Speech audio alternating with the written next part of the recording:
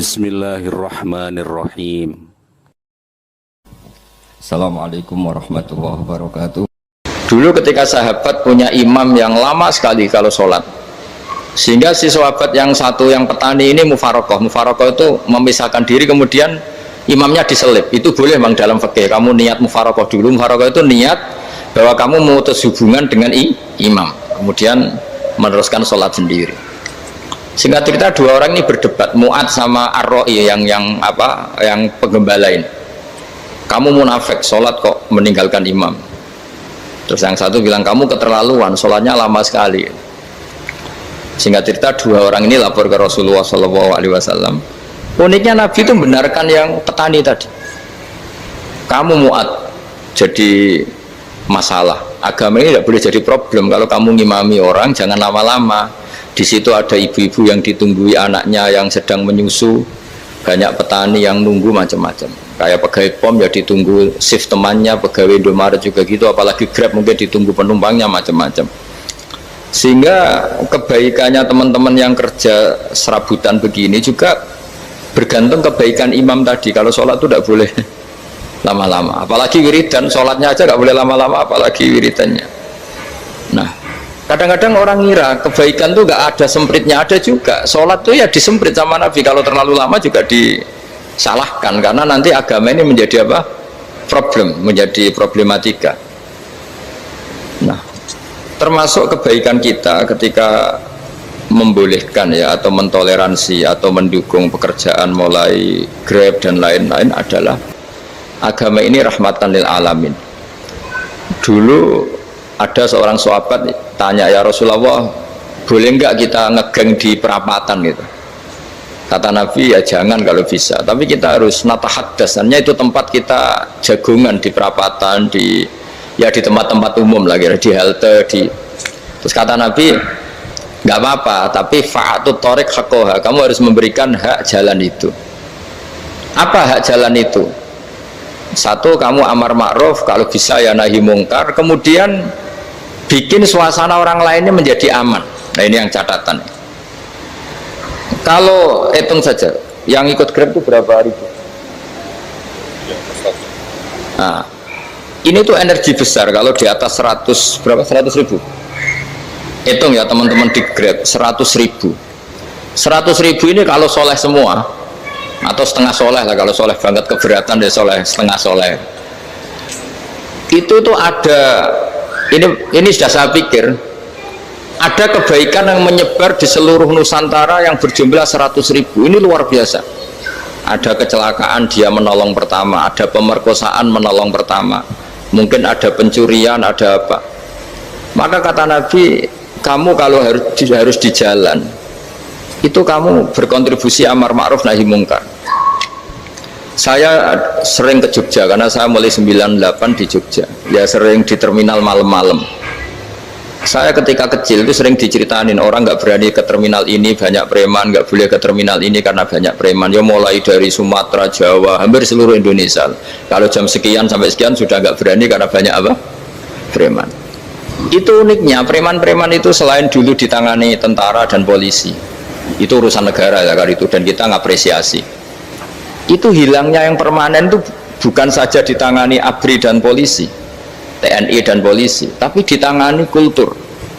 Banyak mulai orang soleh, santri dagangan di situ, ada ojek mangkal di situ, supir taksi mangkal di situ. Terus di sini orang-orang soleh yang menghalau ketika ada perempuan digoda atau perempuan dicopet atau apa. Terus lama-lama jadi kultur bahwa kebaikan ini dominan. Setelah kebaikan dominan ini otomatis menyingkir sedikit demi sedikit. Jadi selain negara ini harus melakukan sesuatu yang seharusnya, yaitu menjaga masyarakat dari kriminalitas, sebetulnya yang paling awet dan paling mudah dilakukan itu tadi, kebaikan harus menjadi kultur bersama. Sehingga kalau terminal kemudian ada mbak-mbak jilbaban yang dagang, terus pak-paknya soleh, ada musola yang hidup, ojeknya juga gitu, terus supir taksinya, lalu kebaikan ini menjadi nilai bersama. Saking jadi nilai bersama, ibu-ibu yang takut atas dirinya nggak ngojek kecuali pak ini karena terkenal amanah, nggak naksi kecuali pak ini karena terkenal amanah. Dan kita Indonesia itu ingin seperti itu, sehingga amanah ini menjadi nilai bersama dan otomatis menjadi keamanan bersama. Cara wong Jawa itu tego nitipno anake karena dijamin aman, tego nitipkan istrinya juga karena dijamin aman. Nah, kalau kebaikan ini juga menjadi satu nilai jual dan kita bisa mengawal secara serius, itu alhamdulillah betul. Nah, dimulai dari mana? Satu, mental kita takwa. Kedua, sistem sosial, bahwa kita terkoneksi oleh indukan ya, juga terkoneksi oleh kepolisian. Maksudnya karena kita terdaftar, kalau ada anak hilang kan tinggal ini yang bawa wahyu misalnya. Nah, jadi saya mohon, semohon-mohonnya, kebaikan ini harus jadi nilai bersama. Setelah terminal itu banyak orang baik, otomatis yang ini tuh menyingkir itu. Akhirnya apa? Nanti yang bos-bosnya toko itu ya hanya nitipkan sama orang soleh, yang mau nge-grab juga hanya titip sama yang soleh, begitu seterusnya, sehingga jadi siklus kebaikan yang bersama. Nah, ini yang dimaksud Quran, wa tamiru bainakum bima'ruf. Iktimar itu namanya urusan bersama ya, saya ulang lagi ya. Jadi orang Arab kalau bilang iktimar itu urusan bersama, sehingga bahasa Arabnya konferensi besar itu kalau di NU disebut apa? Muktamar. Muktamar itu menjadikan urusan publik dirembuk, itu namanya apa? Muktamar. Nah, di antara kebaikan yang diinginkan Islam itu wa tamiru bainakum bima'ruf. Urusan kebaikan ini menjadi urusan apa? Bersama.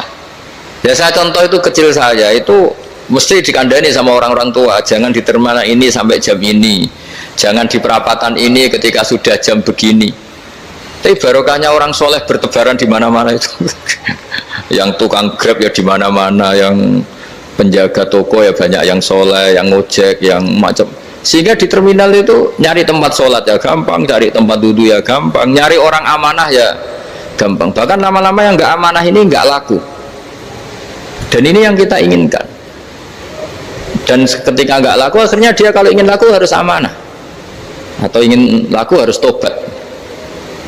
Nah, agama ini urusan bersama, sehingga Allah mengistilahkan wa tamiru bainakum bima'ruf. Jadikan kebaikan ini urusan bersama.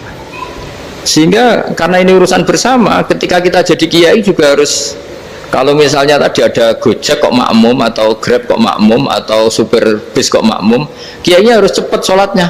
Jangan baca surat Baqarah, nanti diomel-omelin apa penumpangnya. Begitu juga ibu-ibu menyempatkan jamaah, waktunya tidak lama, di rumah sudah ditunggu anaknya yang masih menyusu.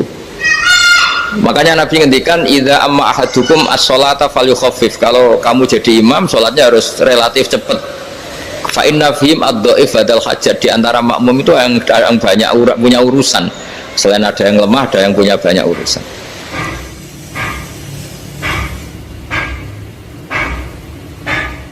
Nah, terus ketiga, masalah kekayaan hati. Kekayaan hati ini penting sekali, karena rata-rata teman di Grab itu kan miskin lah. Tapi jangan miskin sampai miskin hati itu. Bahwa kamu nyari nafkah itu sudah ibadah, berkelana di dunia Allah juga ibadah, menyaksikan macam-macamnya orang itu juga ibadah. Bahkan menambah khazanah ilmu. Di antara warisan ilmu yang kita dapatkan dari Rasulullah SAW, misalnya kamu jalan-jalan, punya kaki dua, punya tangan dua, gara-gara jalan-jalan sering ngerti orang yang buntung. Alhamdulillah, meskipun saya hanya Grab masih punya kaki itu, terus ketemu orang buta ya gitu, alhamdulillah ladzi afani mimma btalaka bih. Alhamdulillah saya terselamatkan dari seperti itu. Sehingga melihat orang maksiat juga gitu, saya meskipun gini terselamatkan dari tempat maksiat, dari, sehingga hidup itu tidak nelongso gitu. Ada nilai lebih yang kita punyai. Jadi diantara kebaikan Islam adalah orang disuruh ingat sisi nikmat. Nah, kalau nikmat itu sudah ada semua, kata Imam Ghazali, nikmat hidup. Kata Imam Ghazali, jika nggak ada kenikmatan yang Anda punyai, kamu datang ke kuburan. Disuruh datang ke kuburan. Dan kamu bilang begini, kenikmatan kembali ke dunia adalah kenikmatan yang diinginkan mulai yang mati zaman Nabi Adam sampai kiamat. Jadi kalau Fir'aun yang pernah jadi raja, Namrud, semuanya, bahkan orang-orang soleh sekalipun, kalau kamu tanya keinginan terbaiknya apa? Ingin kembali hidup untuk membenahi kesalahannya zaman hidup. Artinya apa? Kehidupan yang kita miliki sekarang adalah kenikmatan yang dirindukan mulai yang mati zaman Nabi Adam sampai kiamat. Maknanya apa? Kita punya kenikmatan yang luar biasa karena kenikmatan yang dirindukan oleh orang yang sudah mati mulai dulu sampai sekarang. Apapun masalah hidup Anda ini punya kenikmatan yang nggak tertandingi, yaitu namanya hidup. Barokahnya hidup itu kita bisa tobat. Setidaknya ingin tobat. Kalau nggak bisa tobat, ingin tobat. Makanya di Indonesia itu banyak nyuwun sewu, banyak maling yang anaknya itu soleh. Karena kalau ngandani anaknya tetap gini, wes le bapak tok sing lakoni kowe ojo. Bapak tok yang alami ini kamu jangan. Banyak di Indonesia orang nggak bisa baca Quran, anaknya hafid. Karena setiap bodoh itu tidak diwariskan. Wes le bapak tok sing bodoh kowe ojo bodoh. Mungkin teman-teman di Grab juga gitu, wes bapak tok cong sing nasib ngene kowe ojo. Jadi kebaikan begini itu akan terus-menerus diwariskan. Sehingga banyak orang tidak tamat SD anaknya dosen, nggak tamat SMP anaknya dekan. Karena setiap dari kita itu cita-cita kebaikannya menurun ke anak cucunya, keburukannya berhenti di dia. Cara wong Jawa itu bapak tok sing lakoni.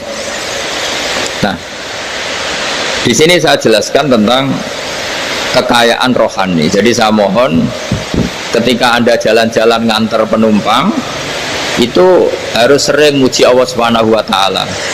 Ya, saya bacakan ayatnya, at-taibunal abidunal hamidun. Orang baik itu yang tobat, yang ahli ibadah. Di antara definisinya itu as-saihun, yang sering jalan-jalan. Siyaka itu jalan-jalan. Jadi orang paling bejo sak dunia itu sampai harus jalan-jalan ibadah dapat uang. Tapi syaratnya ibadah. Sekali tidak ibadah dapatnya masalah kan? Sering gonjekkan orang cantik terus ingat istrinya tidak cantik. Sering gonjekkan orang yang sopan, yang santun terus ingat andekan ini istri saya di rumah rewel gitu. Jadi kalau kamu tidak taat itu adanya penyesalan. Di lampu merah ada orang naik Ferrari, naik Alphard, sementara kamu di rumah hanya mobil butut, kadang malah tidak punya mobil. Jadi kekayaan rohani itu dimulai dari mana? Dimulai dari taat. Cara berpikir itu taat, bukan maksiat. Sekali Anda cara berpikir maksiat, maka adanya hanya penyesalan. Semakin pengalaman di luar, semakin penyesalan. Karena di luar sana banyak orang yang dapat nikmat yang lebih dari Anda. Tapi sekali Anda taat, kamu akan mensyukuri apa yang Anda miliki dan tidak pernah ingin sama yang dimiliki orang lain. Sehingga orang-orang yang sering pergi itu sama Allah dipuji. Jadi tidak ada nabi kecuali di antara ibadahnya itu jalan-jalan. Fasiru fil ardi. Sehingga semua nabi itu mesti pernah melakukan perjalanan internasional. Rasulullah Muhammad SAW pernah jalan-jalan sampai ke Syam, padahal beliau orang Mekah. Nabi Ibrahim yang orang Syam pernah perjalanan sampai ke Mekah. Karena di antara kearifan itu ya dimulai dari apa? Jalan-jalan. Tadi kamu ngerti orang yang macam-macam. Makanya di antara kebaikan umatku kata Nabi itu siyahah fil ard, sering berkelana, tapi tentu untuk mengambil pelajaran. At-taibunal abidunal hamidun as-saihun. Nah, agama mensupport itu. Sehingga kata Nabi, jika ada orang kok sholat qobliyah, ba'diyah semuanya di masjid, sama Nabi ditegur, la taj'alu buyutakum kuburan, rumah kamu jangan jadikan kuburan, harus dapat jatah apa? Sholat. Kata ulama, kalau ada orang sering sholat di satu titik, itu ditegur, kamu harus ganti titik yang lain supaya saksi bahwa kamu di bumi sholat itu banyak. Jadi kita ya punya nilai positif juga tentang apa? Karena kita sering siyahah, kalau bahasa Arabnya itu sering keluyuran, saksi kita kebaikan juga banyak. Tapi pesan saya paling pokok tadi ya, jadikan komunitas kebaikan itu punya nilai jual. Syukur-syukur fid dunya hasanah wa fil akhirati hasanah. Ya kita bersyukurlah di Indonesia itu. Saya masih ingat kecil saya itu ya sekitar saya umur 15-14 tahun. Setiap mau pergi itu pesannya orang-orang yang sering pergi itu jangan masuk terminal jam ini di perapatan ini, karena yang namanya preman itu dulu dominan. Sekarang Mbok sampai jam 2 ada orang pakai jilbab, kadang ya orang pakai peci, yang nggak pakai peci pun ke musola sholat terus. Yes, pokoknya kebaikan itu jadi komunitas dan jadi nilai jual. Bahkan tadi misalnya ibu-ibu yang pergi malam itu kan mesti ada orang-orang yang jadi langganannya karena terkenal apa? Amanah. Yang dititipi anak juga pilih orang yang terkenal apa? Amanah. Nah, nilai amanah ini harus kita jaga terus supaya kamu ya bisa bekerja, orang lain juga nyaman karena amanah tadi, Allah juga senang karena amanah itu perintahnya Allah Subhanahu wa ta'ala. Dan Indonesia harus menuju ke sana. Pemimpin juga harus gitu. Pemimpin bawaannya amanah, bawaannya apa, yang memilih dia juga senang karena nggak malu lah. Tapi kalau kita milih, ternyata kita pilih tahu-tahu ditangkap KPK, kan ya malu gitu. Dulu kita kampanye mati-matian, ternyata dia ditangkap KPK. Tapi kalau dia amanah kan ya senang. Sama kalau tukang Grab ketangkap satu karena penodaan atau karena pengkhianatan, yang malu juga semua karena kadang-kadang nanti digeneralisir seakan-akan semuanya seperti itu. Tapi dengan reputasi panjang nggak pernah terjadi apa-apa dalam Grab kan otomatis lainnya juga terangkat. Nah, ini yang dimaksud wa'tamiru bainakum bima'ruf. Jadikan kebaikan itu urusan bersama. Makanya andaikan negara itu sudah mengoptimalkan polisi, TNI untuk meringkus preman, oke, itu baik.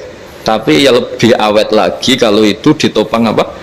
Masyarakat. Karena yang nggak amanah terkucilkan, terus akhirnya Grabnya nggak laku, akhirnya dia dipecat, akhirnya kan yang maksiat hilang, yang kriminal hilang, yang ada hanya Grab-Grab yang baik. Begitu juga di dunia apapun. Itu yang dimaksud wa'tamiru bainakum bima'ruf. Jadikan kebaikan ini urusan apa?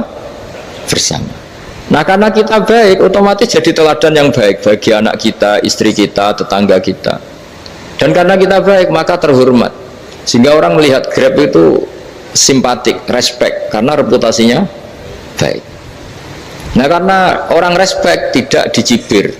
Barokahnya tidak dicibir, tidak mangkel.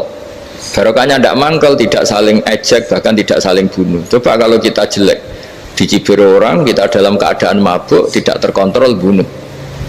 Jadi efek dari maksiat itu begitu buruknya. Sehingga penelitian itu mengatakan kebanyakan kecelakaan ya pemicu utamanya rata-rata ya nyupir dalam keadaan mabuk.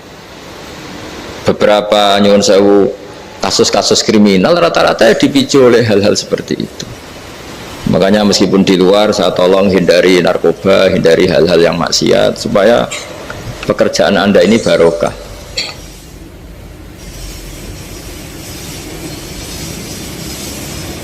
Kemudian yang terakhir saya beri ijazah tentang Al-Fatihah ya, karena ini surat yang populer. Kalau saya ijazahi Quran 30 juz pasti sampean nggak hafal. Atau ijazah surat Baqarah, kalau mau Baqarah mau. Ijazahi surat Baqarah mau 2 juz setengah. Mau Mas Asep? Ya Fatihah aja yang gampang ya. Nah, ya kulhu Fatihah ini paket ringan ini. Tapi pahalanya apa? Besar. Ini beda ya, artinya selama ini mungkin Anda baca tapi monoton ya. Tapi ini saya bacakan teks aslinya tentang istilahnya itu mazaya itu kelebihannya Fatihah. Saya baca Arabnya dulu, nanti ini terakhir ya, ijazah tadi kan saran-saran umum tentang sosial ya, pokoknya jadikan kebaikan itu punya nilai sosial yang baik lah. Jadi nanti orang yang nggak amanah nggak laku ya, calon bupati, gubernur, presiden yang nggak amanah juga nggak laku. Begitu juga kiai yang tidak amanah juga nggak laku, suami yang nggak amanah juga nggak laku, istri yang nggak amanah juga. Sehingga kebaikan ini jadi nilai sosial yang dalam tanda kutip sudah keniscayaan ya. Yang diinginkan Allah itu seperti itu, bukan kebaikan yang dipaksakan karena kekuatan negara. Maksudnya kalau bisa kebaikan itu tidak usah dipaksakan, memang satu sudah satu kebutuhan. Tak cerita-cerita di negara maju itu, bahkan apapun jatuh itu nggak ada yang ngambil apa itu. Makanya gambarannya Mekah Medina kan gitu kan, barang jatuh nggak ada yang berani ngambil itu, saking sudah jadi sistem.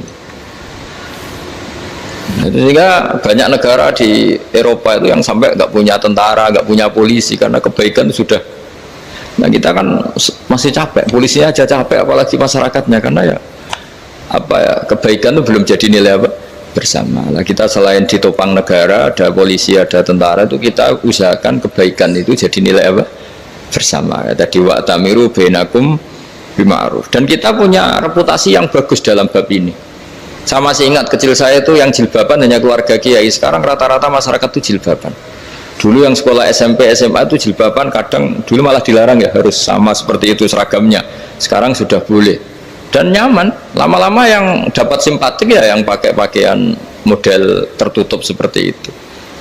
Lama-lama gamane cara wong golek mantu ya golek yang seperti itu daripada yang blodor. Lama-lama jadi nilai bersama. Ya ingin saya seperti itulah. Di terminal juga sama. Orang mau makan cari warung yang kelihatan ada ayat kursinya, pakai jilbab atau paling tidak dia nggak mungkin lah nyuguhkan yang tiren atau yang haram. Akan ada garansi sosial. Ada apa? Ada garansi apa? Sosial dengan penampilan yang soleh itu kan masa iya nyuguhkan oplosan babi gitu misalnya itu. Jadi nilai sosial itu harus ya tadi harus benar-benar jadi nilai sehingga negara biar gak capek-capek itu. Polisi juga gak capek kan karena tugasnya corong Jawa mau ngawat-ngawati tok tapi tidak perlu tegang karena kebaikan bisa jadi nilai apa bersama. Ya, ingat-ingat ya ayatnya tadi wa'tamiru bainakum bima'ruf. Jadi kebaikan itu harus jadi nilai bersama. Iktimar itu menjadi urusan bersama. Makanya kalau kita rapat besar disebut apa? Muktamar. Muktamar itu urusan bersama. Ya tadi imamnya sholat juga menopang gojek karena nggak lama-lama nopang grab, nopang kernet, nopang penjaga Indomaret, penjaga bensin, pom bensin. Nah dia hanya punya waktu 5 menit terus imamnya baca Baqarah kan. Iya imamnya mursyid mungkin dia tambah lama tambah dapat aplaus dari muhibbinnya, tapi makmumnya dia tambah lama tambah dapat penghormatan dari pecintanya, tapi kitanya wah khusyuk wali kan dia dapat status naik lah, kita yang sudah tidak ikut jadi wali diganggu apa pekerjaannya. Kalau ada imam seperti itu sampai mufarokoh saja niat ya Allah sampai sini saja saya makmum orang itu, silakan orang itu punya urusan sendiri dengan jenengan ya sudah atau salib saja apa. Ya, itu boleh kalau dalam fikih namanya apa? Mufarokoh. Mufarokoh itu niat. Tapi kamu jangan langsung selonong mufarokoh, niat dulu. Pamit sama Allah bahwa sekarang mau mufarokoh. Ya, tapi ya jadi sholat yang aneh kan, imamnya masih rukuk, kamu terus sujud, terus apa-apa selesai ya. Mungkin dalam pandangan itu orang lain begini maksudnya makmum gimana ini kok begini. Tapi sudahlah Allah Maha tahu. Nah, insya Allah dimaklumi.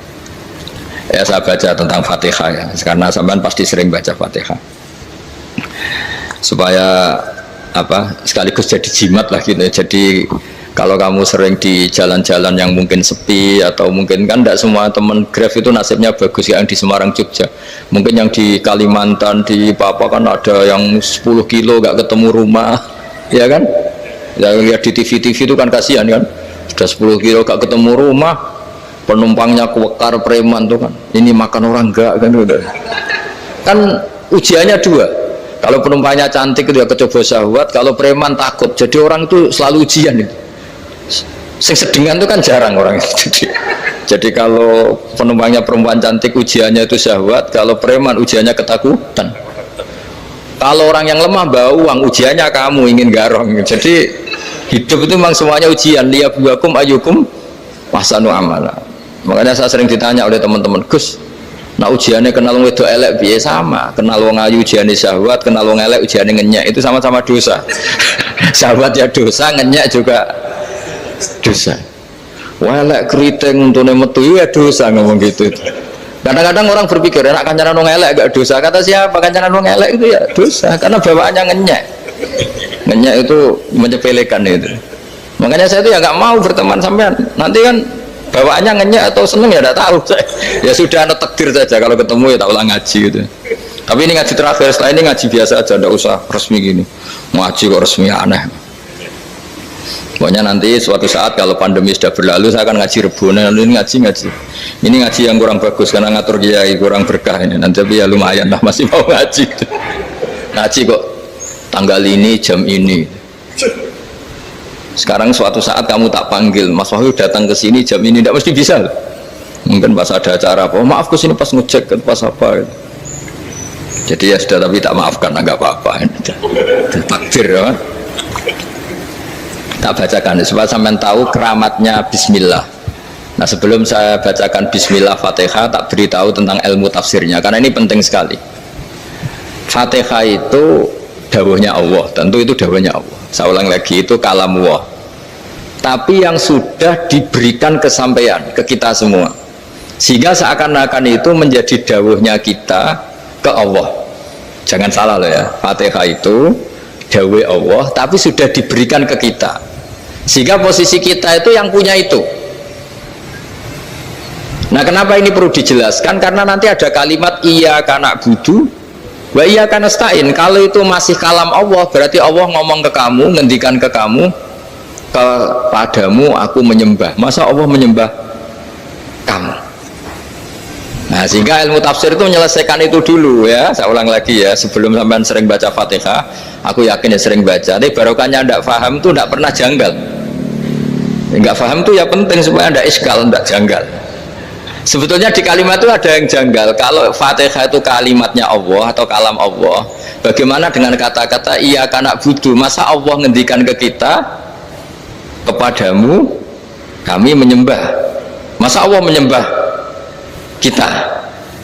Maka penyelesaiannya secara ilmu tafsir gimana? Semua ulama mengatakan, bukan satu dua, semuanya mengatakan di Fatihah itu semuanya diberi kawalan kalimat. Saya ulang lagi ya, di Fatihah itu semuanya diberi awalan kalimat qulu, katakan wahai hambaku begini ya, katakan wahai hambaku begini. Nah, begini ini pelajaran dari Allah yang sudah diberikan ke kita, terus kita mengatakan bismillahirrahmanirrahim alhamdulillahirabbil, termasuk kita mengatakan iyyaka na'budu wa iyyaka nasta'in. Jangan bayangkan Allah ngendikan ke kita. Kalau Allah ngendikan kita berarti gini, hei Wahyu, ihdinas siratal mustaqim, tunjukkan saya jalan yang benar. Nah, nanti kamu terus, ya Allah, Anda aja minta tolong saya minta tolong siapa? Kan jadi panjang kan. Ya, saya ulang lagi ya. Jadi itu di Ulumul Quran diterangkan gimana? Sebelum baca Fatihah, ya. Fatihah itu kalamullah, ngendikannya Allah, tapi yang sudah diajarkan ke kita dan sudah milik kita, sehingga kalimat itu menjadi milik kita. Tapi ya kalamullah, tetap kalamullah, tapi sudah menjadi milik kita. Udah paham ya? Ya pinter nah. Ya, karena kalau tanpa penjelasan seperti ini, Anda akan iskal. Bagaimana Allah, iskal itu janggal, bagaimana Allah mengatakan iya karena butuh. Kan jadi aneh kan? Ya, jadi tak jelaskan secara ilmiah ya. Jadi kata ulama-ulama tafsir, ayat-ayat Quran seperti ini sebetulnya dimulai dari qulu apa? Meskipun nggak dilafatkan. Itu kan sama dengan qul huwallahu ahad Muhammad, katakan kalau Tuhan itu satu. Ya, namanya Quran itu kan kalam Allah, membina nabinya, membina umatnya. Makanya dikatakan atau enggak, di sini tersembunyi kata qulu, katakan. Ya. Jadi ya ibarat apa itu? Kamu ngajari anak kamu lah, le panggil jenengan bapak kulo. Itu maksudnya anak itu, kalimat itu kalimat kamu, tapi kamu ajarkan ke anak kamu. Terus anak kamu bilang, Pak jenengan bapak kulo. Nah, ketika kamu mengatakan jenengan, bukan kamu mengatakan jenengan anakku, berarti anakmu itu bapakmu, kan lucu kan? Anak kamu ajari jenengan bapak kulo, kamu engkau bapak saya. Terus anak kamu mengulang jenengan atau kamu bapak saya. Berarti itu kalimat yang kamu ajarkan, tapi sekarang sudah milik anak kamu. Kalau itu kalimat kamu kan lucu, masa anak kamu bilang bapak. Nah, itu seperti itu. Jadi ulama memberi solusi atau jawaban iyyaka na'budu wa iya, itu sebelumnya ada kata-kata qulu, katakan wahai hambaku, hubungan kamu dengan saya adalah katakan iyyaka na'budu wa iyyaka nasta'in. Terus hubungan kamu dengan saya katakan juga dalam doamu ihdinas siratal mustaqim. Jelas ya, jadi itu kalam Allah yang sudah milik kita karena diajarkan Allah untuk kita. Dong ya? Ya sudah dong yes. Gak jelas gak. Tapi bagus, gak jelas tuh bagus. Kalau kamu jelas gak jadi dikrem, jadi gubernur. Min azimi fadliha kasratu asma'iha wa fadail ukhra. Ini cerita dramatisnya surat Al-Fatihah. Qala Abu Hurairah radhiyallahu anhu inna iblisa ranna khina unzilat al-Fatihah. Jadi iblis itu begitu kesakitan. Ini kitab Abwaabul Farad karangannya Syekh Muhammad Alawi, juga kutipan dari beberapa kitab. Yang jelas beliau sendiri juga ngutip dari beberapa riwayat di beberapa hadis. Halaman 123. Ketika Fatihah turun itu iblis kesakitan. Kayak orang sakit gigi lah, tersiksa sisanya karena turunnya surat apa? Al-Fatihah. Artinya kalau Anda baca Fatihah dijiwai, maka Anda melemahkan setan, melemahkan iblis. Wa qala Mujahid, khina unzilat Fatihatul Kitab ronna fastama indahu asyayatin. Jadi ketika Fatihah itu turun, iblis itu terkapar lah kira-kira, sampai dijenguk banyak setan. Itu di kamarnya di ICU lah kira-kira gitu kalau sekarang itu. Entah Covid entah enggak tahu, pokoknya di ICU sampai dijenguk banyak setan. Enggak tahu bahwa apa enggak tahu, pokoknya dijenguk banyak setan. Ono yang nyangoni karena ini apa? Ketuanya apa? Pingsan, sakit. Jadi iblis itu sakit sampai dijenguk anak buahnya setan-setan. Ya, semoga kalian semua tidak kenal setan. Kalau kenal berarti teman, apa? Wa qalu misla dzalik. Wa qala lahum laisa mimma taquluna syai'un walakin unzilat suratun laisa ajru qailiha illa an harramallahu alaihi nar jahannam. Saya ini bukan sakit fisik, kata iblis. Kamu tidak usah jenguk saya, datangkan dokter terbaik, tidak usah. Saya ini tidak sakit fisik. Saya ini sakit karena ada surat yang diturunkan, yang pahala yang melafatkan surat itu pasti selamat dari neraka. Padahal misi terbesar saya ini supaya manusia masuk neraka. Sekarang punya tamengnya. Gue pusing kan? Ya seperti orang lah, goda sampean ternyata sampean setia, itu kan pusing. Nah ternyata tidak setia, itu yang akhirnya ribet kan itu. Jadi iblis itu cita-cita terbesarnya kan semua orang itu masuk neraka. Nah sekarang turun satu surat yang gara-gara surat itu siapapun yang baca dijamin selamat dari neraka. Jadi walakin unzilat suratun laisa ajru qailiha illa an harramallahu alaihi nar jahannam. Karena jadi dia shock lah, kalau orang di Jawa itu bilang shock. Aduh, sial nasib saya ini umat nggak bisa saya goda lagi karena punya tamengnya tadi punya. Qad tolakaidukum wa makrukum. Rekayasa kalian sekarang itu tidak ada gunanya semua. Nah, ini alhamdulillah di Indonesia kelihatan kan banyak yang miskin, banyak yang susah.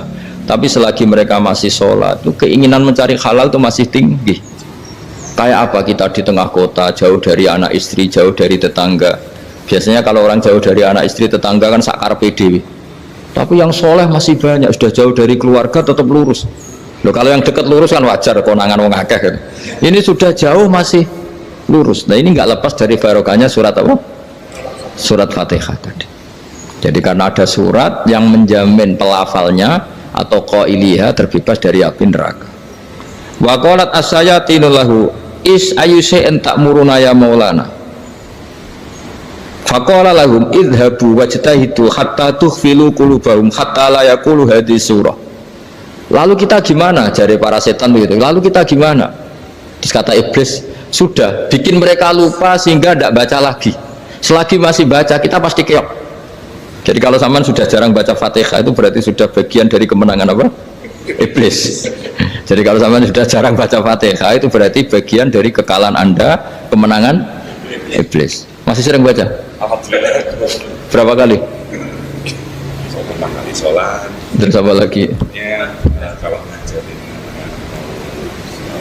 itu juga saya itu juga. Kok 5 kali tok itu?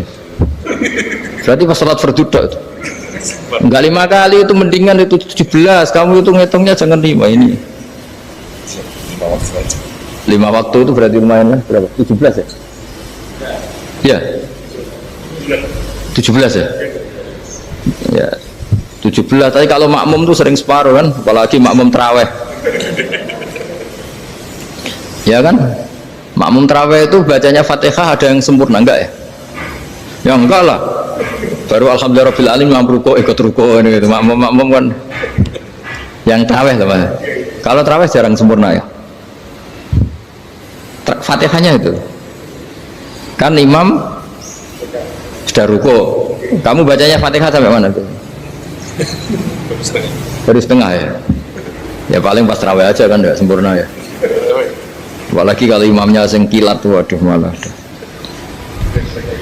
Nah ketika Fatihah itu sebegitu keramatnya, sebegitu topnya, itu setan rapat, singkat cerita itu yang tadi dipimpin oleh iblis yang sedang terkapar apa?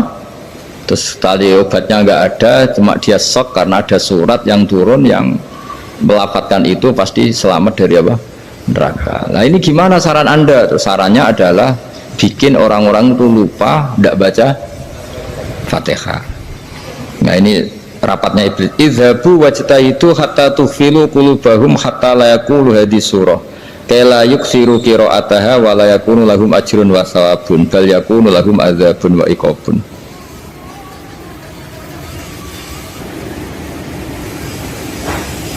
Jadi saya mohon selama ini Anda sudah baca, tapi mungkin hanya rutin saja. Napa rutin saja? Jadi barokahnya ngaji ini kamu punya kekuatan atau punya semangat membaca, karena ini surat yang luar biasa. Ibarat gini, kalau sampean tanya, saya juga sering mikir, masa Gus hanya surat kok punya kekuatan seperti itu? Di dunia ini kata Allah, mulai Nabi Adam sampai kiamat, nggak ada yang bisa menandingi kekuatan kalimah. Kalimah itu kata-kata, nggak ada yang bisa menandingi kata-kata. Misalnya Anda nge-grab berangkat, istri cuek, berangkat cuek, itu beda dengan ketika meskipun satu kalimat, wes Pak, muga-muga dilindungi pangeran, mungkin jenengan selamat, itu menjadi teduh dan semangatnya luar biasa karena kayak mendapat support. Jadi kira-kira kalimat itu hubungannya kita dengan Allah. Fatihah itu seperti itu. Kamu melafadzkan satu kata-kata yang dibenarkan langit bumi, dibenarkan aras, dibenarkan malaikat, dibenarkan semua penghuni di dunia ini, sehingga itu efeknya luar biasa. Itu seperti gini ya, kamu cerai sama istri, terus nikah lagi katut babon, 10 tahun anak kamu dididik, ibunya benci kamu, dan memang Anda layak dibenci, dan sampai nggak pernah manggil kamu Pak. Suatu saat kamu tentu rindu kan, ingin dipanggil bapak oleh anak kamu. Suatu saat anak ini manggil kamu Pak E, itu senengnya bukan main, hanya sebuah kata-kata. Makanya kadang-kadang orang itu tanya sama kiai, ijazah lafadz ini gunanya apa sih? Itu ijazah-ijazah itu untaian kata-kata, yang kata-kata ini dibenarkan langit dan bumi dan aras dan para malaikat, sehingga efeknya itu luar. Nah ibarat seperti itulah, kamu melafadzkan Fatihah itu melafadzkan kata-kata yang dibenarkan Allah dan Rasul dan semua malaikat, semua penghuni langit, maka ini efeknya pasti luar. Nah di sini lah orang-orang dulu itu tahu keramatnya itu, sehingga ketika melawan Belanda, melawan Jepang dulu itu kalimat-kalimat itu menjadi mantra yang luar biasa. Doa yang luar biasa. Tapi di era modern karena orang sudah tidak ngerti itu, dianggap itu mantra, jimat, khurafat, bid'ah, waduh ribet menemal. Sebetulnya tidak seperti itu. Memang kata-kata ini kekuatannya luar biasa. Sama kesakitan hati kamu juga karena itu. Wis ngojek wangilan. Lha Pak di bojo kok kowe gagah tok kere. Wah, iku seling terus mesti. Padahal kalimat itu kan tidak melukai secara fisik, tapi apa kerjanya sesuk sarasa-rasen. Karena terus dengan pengadilan seperti itu kan, ngapain kerja demi perempuan yang seperti ini? Lagi-lagi kata-kata ini luar. Nah bayangkan kalau kata-kata itu adalah kalimat yang diajarkan Allah lewat Rasulnya, lewat malaikat Jibril. Kayak apa kekuatannya itu? Nah, kira-kira Fatihah itu gitu. Kalimat yang baik, kalimatan thayyibah diajarkan oleh Allah dan Rasul. Kayak apa kira-kira kekuatannya? Pasti luar biasa. Wong support yang dikatakan istri kita, anak kita aja luar biasa, apalagi ini support yang diajarkan Allah dan Rasul. Ya makanya saya mohon kalau baca Fatihah, baca kalimat-kalimat thayyibah ketika sholat itu dijiwai. Ya misalnya Rabbana lakal hamdu mil'us samawati wa mil'ul ardi wa mil'u ma syi'ta min syai'im. Engkau zat yang layak dipuji, dan pujian ini memenuhi langit dan bumi. Karena kita tahu nggak ada sejengkal di alam raya ini kecuali di situ ada rahmat Allah. Misalnya kamu bisa lewat sampai rumah saya, kamu mungkin anggap biasa saja.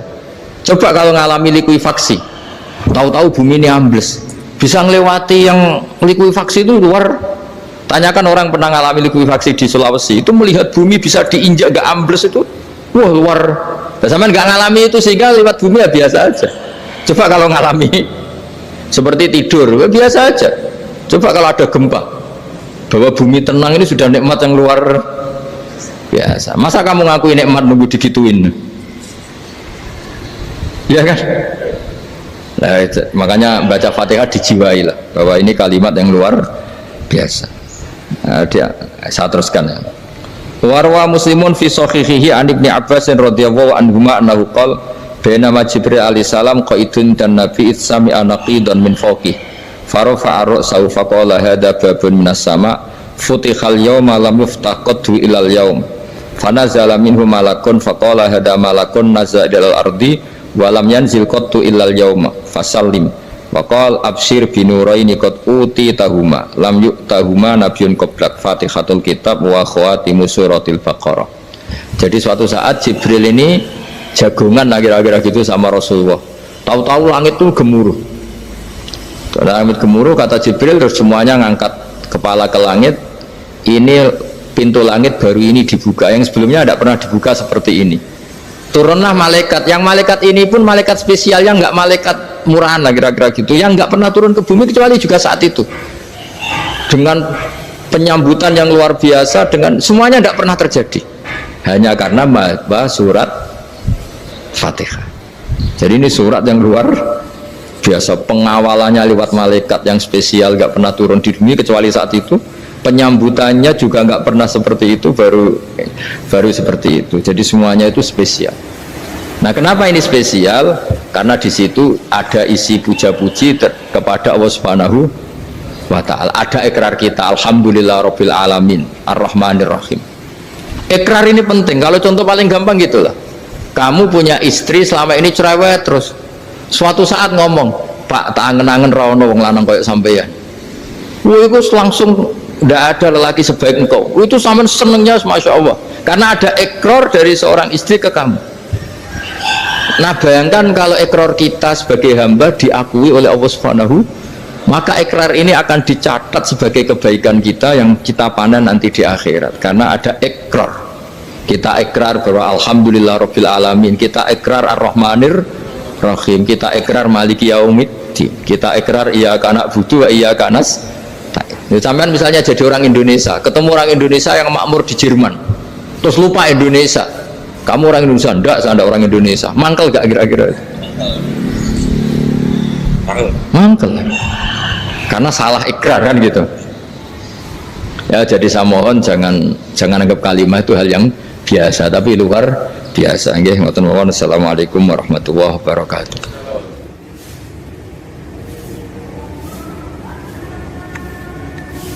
Saya berkali-kali kampanye di mana-mana lah, kampanye dan menganjurkan. Di antara catatan dalam Suhufi Ibrahim wa Musa kan ada kan di Quran itu yang dinamakan lampiran-lampiran wasiatnya Nabi Ibrahim dan Nabi apa? Musa. Itu di antara catatannya begini. Orang yang punya akal itu adalah orang yang bisa menikmati sesuatu yang baik. Misalnya gini, contoh gampang gini. Kamu punya anak pertama atau punya anak yang masih kecil, itu gendong tuh senangnya bukan main, melihat anak sehat tuh senangnya bukan main. Mungkin saat itu banyak orang yang sedang maksiat dengan perempuan nakal atau dengan teman-teman nakalnya, yang nganggap seperti itu tidak nikmat. Tapi andaikan ini ditimbang ya ditimbang, yang maksiat betulan misalnya paling ukuran bahagianya itu 70%. Tapi yang ini, yang nimang anak baru lahir atau masih kecil, corong Jawa ngeloni anak, bisa saja bahagianya itu sampai 100%. Artinya selama ini kesalahan kita adalah nganggap maksiat itu pasti menyenangkan dan taat itu tidak menyenangkan. Makanya saya berkali-kali fatwa, untuk melawan kenikmatan maksiat, orang harus terbiasa menikmati taat, menikmati kebaikan. Jangan kira kita nimang istri nikmat, nimang anak nikmat, ketemu teman yang lama tidak ketemu juga nikmat. Artinya kita akan melewati berjam-jam untuk jagungan sama teman, sama anak, sama istri. dan itu harus kamu nikmati supaya mengganti tidak berkebutuhan nikmat yang lewat jalur maksiat. Jadi saya mohon sarana-sarana yang menyenangkan itu, yang taat itu kita maksimalkan. Makanya bapak saya tuh sering pesen, kowe nak ngaji sing guyon, sing seneng. Nanti wong maksiat tuh karena cari kesenangan. Coba kalau kesenangan itu sudah didapatkan saat taat, maka tidak butuh lagi kesenangan yang berbentuk maksiat. Makanya orang-orang wali dulu kalau sudah sholat itu gak bisa berhenti karena merasa nikmat.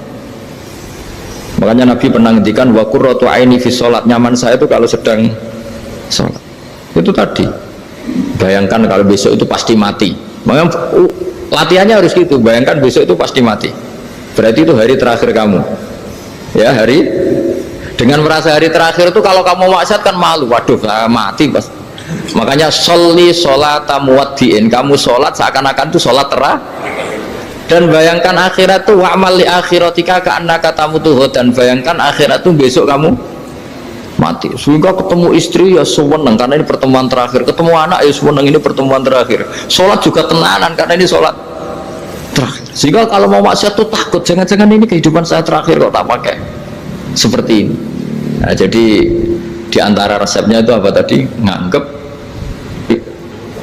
ya ibadah itu menyenangkan. Nah, gitu. Pinter.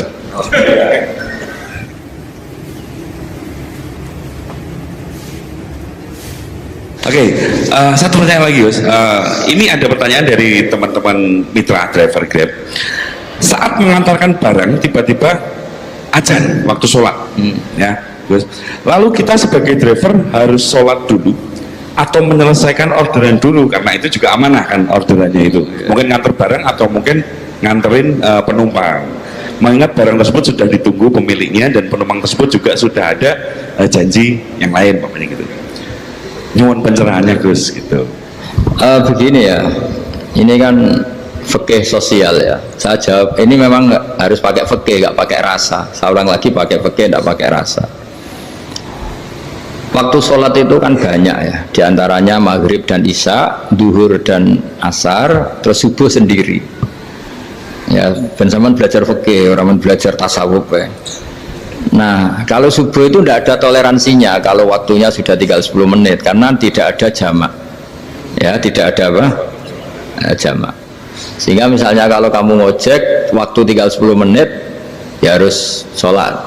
Tapi kalau sekedar dengar azan ya, ini penanyanya kayaknya itu teman kamu, jadi fikihnya kayak kamu, nggak jelas. Azan itu kan bukan akhir waktu sholat. Azan itu bukan akhir waktu sholat, tapi awal sholat.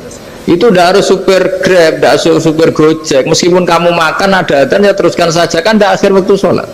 Anda menerima tamu, gendong anak, atau sedang nyupir, atau sedang bercengkrama sama teman. Kalau ada azan ya nggak apa-apa, misalnya diteruskan. Kan bukan akhir waktu sholat. Yang benar-benar harus ditinggalkan itu kalau waktu sholat misalnya tinggal 7 menit. Atau tinggal 8 menit. Waktu yang mau tidak mau kamu harus tasarrufkan, kamu peruntukkan injury time ya, nah, injury time ya, gitu aja kok gak tahu ya. Nah, lalu misalnya kalau pertanyaan tadi mestinya kelasnya itu kelas afdoliyah, utamanya gimana? Kalau wajibnya belum ada karena kan waktunya masih panjang. Jadi pertanyaannya bukan wajibnya tapi sebaiknya, karena ini semuanya belum mendesak kan. Andai kan kamu teruskan nganter barang kan tidak ada jaminan waktunya habis. Padahal kalau kamu memaksa sholat, mungkin citra kamu sebagai supir Grab tidak baik karena dianggap mengabaikan konsumen. Nah, terus kedua menyangkut jarak. Oke, seperti itu. Nah, sekarang kalau pertanyaannya dibalik, makanya yang dibalik ini agak ribet. Waktu sholat tinggal 8 menit. Ada konsumen yang minta diantarkan saat itu dan acaranya ke mall happy-happy, maka fatwa kita sebagai ahli fikih ya tantang saja, saya mau sholat dulu, kalau nggak sabar ya silakan cari yang lain kalau acaranya ke mall. Tapi kalau acaranya kelahiran atau transfusi darah atau mau nganterin darah ke pasien yang sudah koma, maka kita langsung, karena ibadah sosial itu didahulukan mengalahkan ibadah yang haknya Allah. Karena Allah itu zat yang tidak butuh ibadah kalian. Tapi kalau pasien ini kalau nggak nang kesampaian darahnya mati misalnya. Jadi kamarnya Allah lebih apian lah gitu. Makanya masyhur kalau dalam fikih hak Allah sama hak Adami ini dimenangkan hak Adami. Tapi bukan karena Allah kita kalahkan. Allah tidak butuh itu semua. Gitu. Jadi dikalahkan tapi bukan karena kalah, justru karena tidak butuh. Ya ibarat gini lah, Allah itu saking baiknya Allah kan pasti di atas orang tua kita. Itu pasti saya ulang lagi, baiknya Allah pasti di atas orang tua kita. Orang tua kita saja baik, apalagi Allah.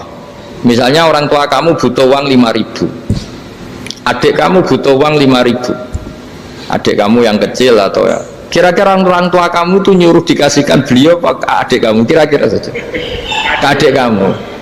Nah Allah itu saking baiknya, hal yang terkait Allah misalnya tadi sholat tepat waktu sama ibadah sosial itu disuruh ibadah sosial. Karena ini kalau nggak kesampaian transfusi darahnya atau apalah, atau kamu dokter yang harus mengurus operasi waktunya tinggal 5 menit, kamu harus ngoperasi pasien dulu karena Allah bisa menerima sholat kamu. Nah tak terangkan lagi ini fikih terus. Lalu sholat yang apa? Kalau sholat itu antara maghrib dan isya dan nanti yang terlambat itu maghrib, kita ngikuti ulama yang mengatakan jika ada darurat maka maghrib dan isya boleh dijamak meskipun tidak atas nama pergi. Kan jarak kamu kan tidak jarak masafatu qasrin. Artinya apa? Misalnya saya dokter harus operasi, waktu saya tinggal 8 menit mau maghrib, ternyata harus ada operasi. Kalau saya nggak nangani mati, saya harus operasi. Dan nanti waktu saya maghrib habis itu tidak harus dikatakan kodok atau yang mengeluarkan maghrib dari waktunya.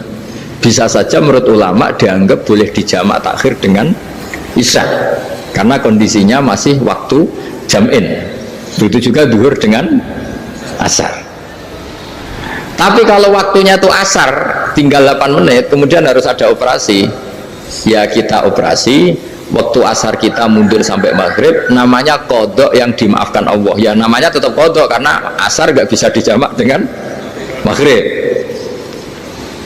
Jadi ini fikih ya. Jadi jawabnya harus jelimet. Jadi saya ulang lagi ya. Tadi kan pertanyaannya dengar adzan. Kalau adzan kan waktunya masih panjang. Apalagi misalnya maghrib kan waktunya kan taruh saja ada waktu 1/4 jam. Ternyata andaikan kamu antar hanya butuh waktu 7 menit, kan nggak ngefek sama saya nyanda. Nah, nyanda.